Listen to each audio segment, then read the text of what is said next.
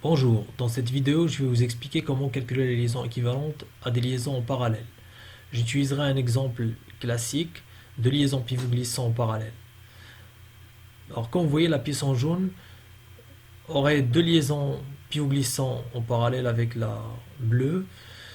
Si on monte une seule des deux, comme vous le voyez, on peut toujours faire et la rotation et la translation. Voilà, donc les deux mouvements sont toujours autorisés tant qu'il n'y a qu'une seule liaison. Alors, à partir du moment où nous allons monter la deuxième colonne dans l'alésage, voilà. Dans ce cas, la pièce jaune va perdre une liberté en rotation et il ne resterait plus que une translation. Donc c'est ce qu'on va prouver analytiquement. Deux liaisons pivot glissant en parallèle. On va supposer que ça c'est le corps 2 en liaison avec un corps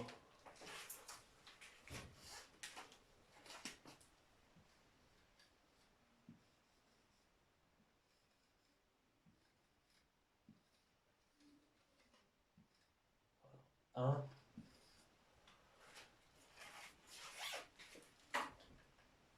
et les deux points A et B pour caractériser les deux liaisons pivot glissant. Donc ensuite, X, Y et Z. Le graphe de liaison, il est à deux liaisons pivot glissant en parallèle. Donc on cherche la liaison équivalente. Pour trouver la liaison équivalente, il faut connaître chacun des torseurs des deux liaisons en son point de réduction. Donc je vais avoir 2. Alors là, je peux tourner et translater par rapport à Z. Donc j'ai gamma 1 et W1. Et pas d'autres mouvements. Pour le point, c'est A. Pour l'autre liaison, donc le point, c'est B. Et c'est pareil, mais c'est que le point qui change. Donc 0, 0 avec gamma 2, W2. Donc on sait que le torseur équivalent, il est égal à torseur de la liaison L1 égal au torseur de la liaison L2. Alors pour faire une égalité entre deux torseurs, on est obligé de les réduire au même point. On peut choisir A ou B. Donc si on choisit par exemple de mettre le premier torseur en B, donc on va convertir ce torseur là, donc le torseur L1 vers le point B. Alors qu'est-ce qui va changer? C'est la colonne de la droite qui changerait, prendrait le nom de VB, et ça c'est VA. Donc égal à VA plus BA vectoriel oméga du torseur en question, c'est-à-dire le numéro 1, donc c'est oméga 1. Égal. Le VA c'est W1 porté par Z. Et le BA, bah, c'est un vecteur, donc normalement AB, ça doit être petit a par exemple, porté par Y. Donc le BA, c'est moins A porté par Y, vectoriel de oméga 1 qui est égal à gamma 1 porté par Z. Alors tout calcul fait, ça serait W1 porté par Z. YZ c'est positif, donc c'est moins A gamma 1 X. Et donc ce nouveau torseur prendra une forme différente. 0, 0, gamma 1. Et à la place de 0, 0, W1, vous allez avoir moins A, gamma 1, 0, W1 au point B. Voilà, donc on a converti le torseur vers le point B. Ce qui manque maintenant, c'est de faire l'égalité pour trouver la liaison équivalente. Donc voici le torseur retrouvé. Et voici le torseur L2, pardon, donc ça c'est L2, deuxième torseur. Alors, vous voulez trouver la liaison équivalente, il suffit de trouver les éléments nuls du torseur équivalent. Donc si on cherche le alpha équivalent, ça serait égalité entre les deux, donc 0. Bêta équivalent, 0 égale à 0, donc encore la même chose. Gamma équivalent, Gamma 1 égale à gamma 2. Après, U équivalent égale à 0 d'abord, ensuite à moins A gamma 1. V équivalent, c'est égal à 0, égal à 0. Et W équivalent égal à W1, égal à W2. Donc si vous examinez les formules, quels sont les éléments nuls? Le alpha équivalent est nul, le bêta équivalent est nul. Apparemment, le gamma il n'est pas encore nul d'après la troisième équation, mais il l'est d'après la quatrième équation, ce qui fait que ça c'est encore une valeur nulle, donc nul aussi, nul. Alors le seul terme qui vous reste non nul, c'est le W qui représente la translation par rapport à la direction Z. Et donc le torseur de la liaison équivalente, il est égal à 0, 0, 0, pas de rotation, 0, 0, W équivalent une translation par rapport à Z. C'est une liaison glissière. Voilà. Donc la liaison équivalente est une liaison glissière portée par Z. Glissière suivant Z. Voilà.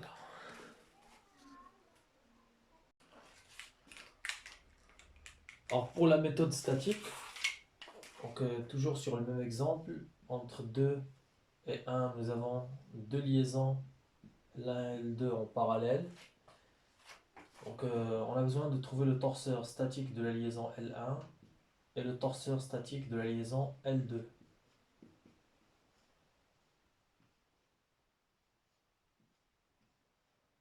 Donc les points sont maintenus, donc la première c'est en A, la deuxième c'est en B. Donc sur la colonne de la gauche c'est les efforts, à droite c'est les moments. Alors la liaison pivot glissant par rapport à Z, elle permet une rotation autour de Z et une translation. Donc comme il y a une translation, ça veut dire qu'il n'y a aucune force qui s'oppose. Comme je ne peux pas translater par rapport à X, il y a une force qui s'oppose. Y1 c'est une force qui s'oppose par rapport à Y.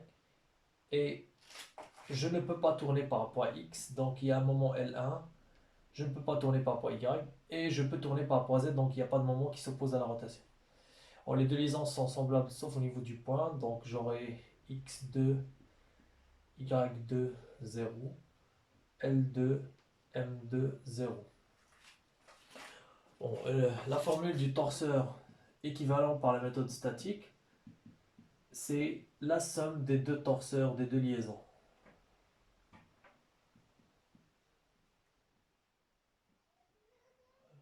C'est la somme. Alors, si vous voulez faire la somme, il faudrait que les deux torseurs soient exprimés en même point. Donc, on va encore changer et convertir ce torseur de A vers B ou celui-là de B vers A. Donc, cette fois-ci, on peut peut-être faire le transfert de ce torseur de B vers A. Donc, torseur de la liaison L2 vers le point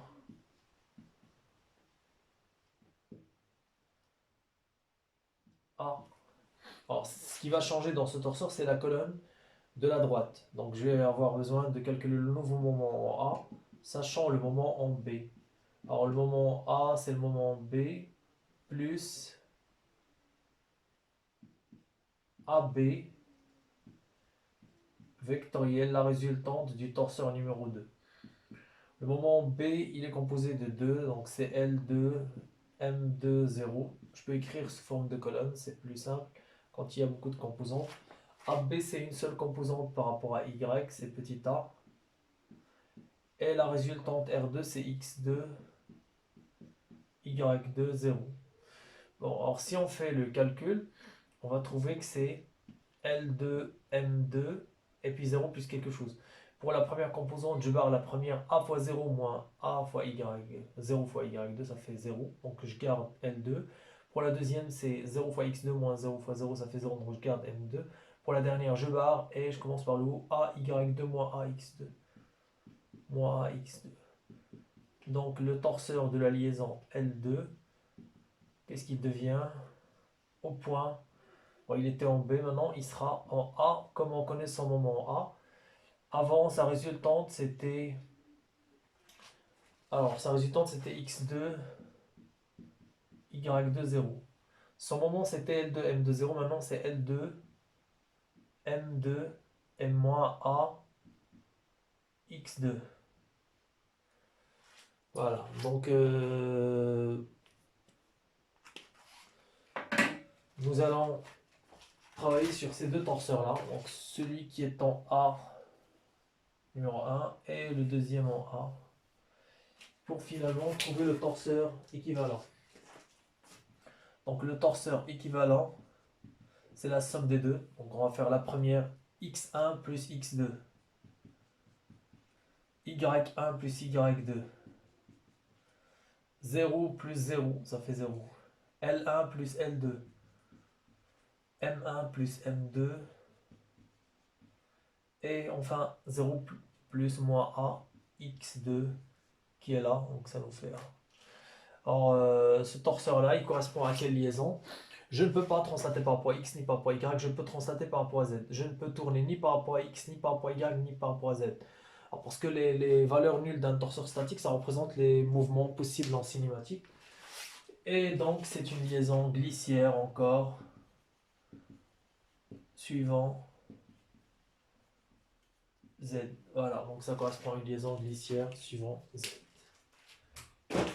Pour la deuxième application, donc on va étudier un système à deux liaisons au parallèle, une linéaire annulaire et une rotule. Donc ça c'est le corps qu'on va appeler par exemple 0 et ça c'est le corps numéro 1. Vous avez une sphère à l'intérieur. Donc le nom de la liaison c'est rotule et là c'est une linéaire annulaire. Donc on va appeler ça liaison L1 et celle-là on l'appelle L2. On va mettre un point A, centre de la rotule, B, centre de la linéaire annulaire. On va supposer que c'est par rapport à Z que le vecteur AB est porté. Donc X puis Z. Donc graphe de liaison.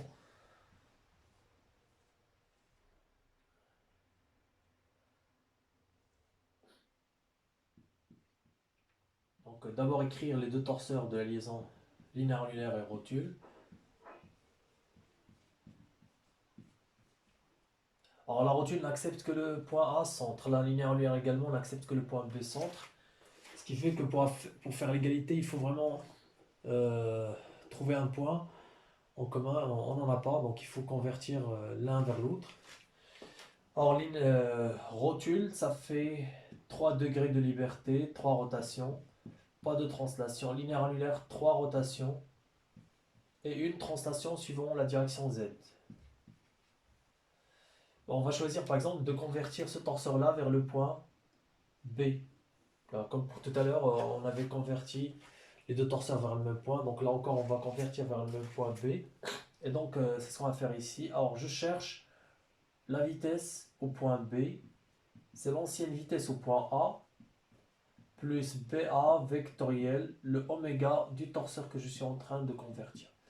Le V étant nul, vous voyez, colonne nulle, BA, or BA c'est une distance L, ou AB plutôt, égale à B par exemple porté par Z. Donc BA c'est moins B porté par Z, vectoriel, oméga. Là j'ai trois composantes de oméga, donc il est préférable d'écrire sous forme de colonne. Donc je vais avoir vecteur colonne BA, c'est 0, 0, moins B, vectoriel, le oméga qui est égal à alpha 1, bêta 1, gamma 1. Voilà, après, donc j'écris le résultat sous forme de colonne. Donc première ligne barrée, ça ferait B bêta 1. Voilà, 0 fois gamma 1, moins, ça fait plus. Je barre le milieu, je commence par le bas, moins B alpha 1, moins 0 fois gamma, donc c'est moins B alpha 1. Je barre la dernière, 0 fois 0, ça va faire 0. Alors finalement, le nouveau torseur de la liaison L1, il s'écrit sous forme de alpha 1, bêta 1, gamma 1. Et à la place de l'ancien moment, on va avoir B, bêta 1, moins B, alpha 1, 0, au point B. Donc on les a convertis au même point. On peut s'assurer du résultat si c'est vraiment correct en utilisant l'automoment. Donc voici le torseur de la liaison L2 et de la liaison L1. Alors de là à là, vous pouvez vérifier si c'est correctement fait en conversion des points. L'automoment, c'est la colonne de la gauche fois la colonne de la droite, ça va faire 0. Et ici, si on fait le produit, on fait la somme, 0. Après, moins B, alpha 1, bêta 1, plus B, alpha 1, bêta 1, ça fait 0. Donc la conversion est considérée correcte. Alors maintenant, nous allons chercher le torseur de la liaison équivalente. Bon, alpha équivalent égale, bêta équivalent égale, gamma équivalent égale, U équivalent, V équivalent et W équivalent. On va chercher ces composantes-là qui sont les éléments de réduction du torseur de la liaison équivalente au point B. Donc, égalité de alpha 1 à alpha 2, égalité de bêta 1 et bêta 2 avec bêta équivalent, égalité de gamma 1 avec gamma 2. Ensuite, U équivalent, donc là j'ai un 0, égal à B bêta 1. Et là j'ai un 0, il est égal à moins B alpha 1. Et là j'ai un W2 et il est égal à 0. Maintenant on s'intéresse aux éléments qui sont nuls. Donc les trois premières égalités peuvent nous conduire à dire que c'est une rotule. Mais finalement, après avoir annulé le B1, le bêta 1, on va avoir un 0 ici. Et après avoir annulé le alpha 1, on aura un 0 ici. Celui-là est déjà nul. Donc tout ce qui vous reste comme valeur non nulle, c'est le alpha équivalent. Et donc votre torseur équivalent, c'est 0, 0, gamma équivalent. 0, 0, 0, point B, c'est le torseur d'une liaison pivot d'axe B, Z. Pivot suivant B, Z. Voilà.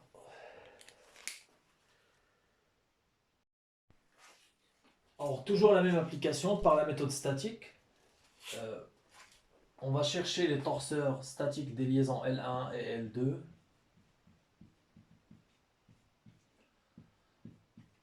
On a dit que c'est uniquement au point A que vous avez la rotule, uniquement au point B que vous avez la linéaire angulaire.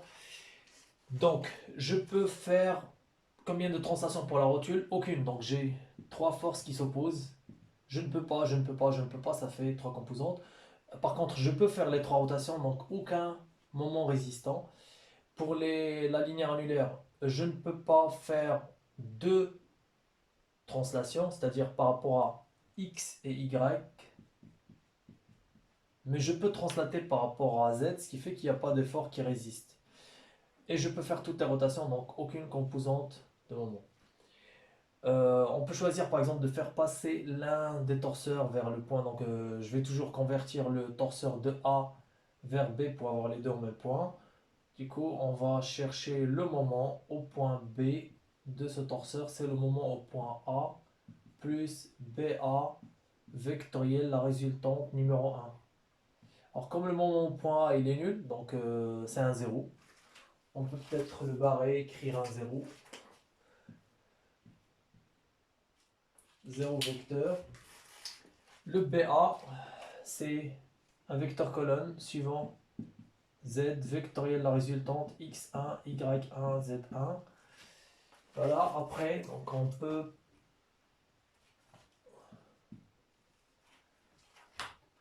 trouver le moment en faisant un produit vectoriel. Donc je vais voir la première, 0 fois z1 moins b fois y1, ça fait b, y1. Je vais voir la deuxième, moins b fois x1 moins 0 fois z1, c'est moins b, x1. Je barre la dernière, c'est 0 fois y1 moins 0 fois x1, ça fait 0. Donc le nouveau torseur de la liaison L1, c'est x1, y1, z1. Et à la place des trois valeurs nulles, je vais mettre by1, le nouveau moment, moins bx1, et c'est au point B. On peut toujours vérifier si l'automoment est conservé. Donc si vous multipliez la colonne de la gauche fois la droite, ça va faire 0.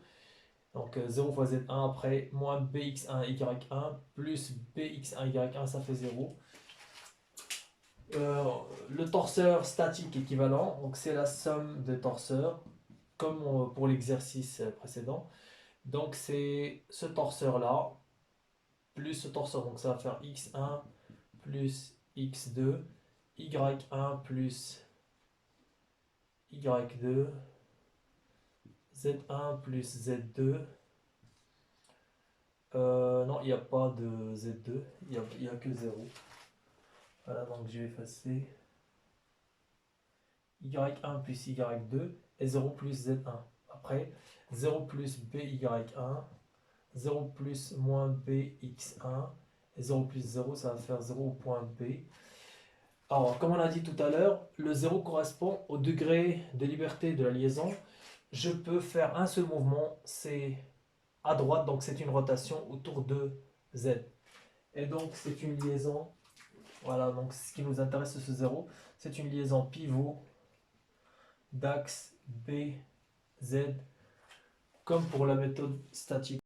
Voilà, j'espère que la vidéo vous a été utile. À la prochaine vidéo.